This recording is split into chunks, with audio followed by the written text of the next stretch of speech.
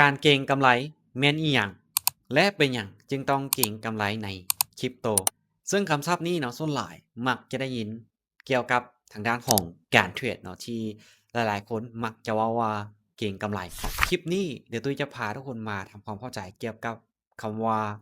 การเก็งกำไรการเก็งกำไรแม่นการซื้อขายหากำไรจากการขึ้นลงของ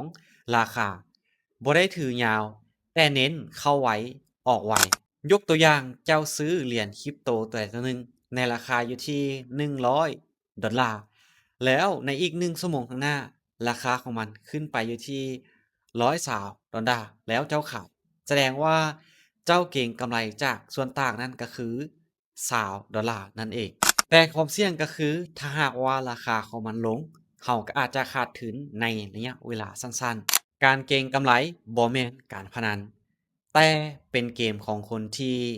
มีแผนมีระบบที่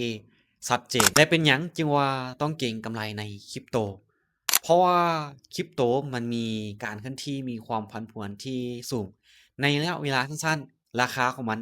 อาจจะเพิ่มขึ้นไป10% 20%ของจากราคาที่ผ่านมาได้เนาะฉะนั้นเนาะการเก็งกำไรในคริปโตน่ะมีโอกาสที่จะได้กำไรสูงและความเสี่ยงของมันก็สูงเช่นกัน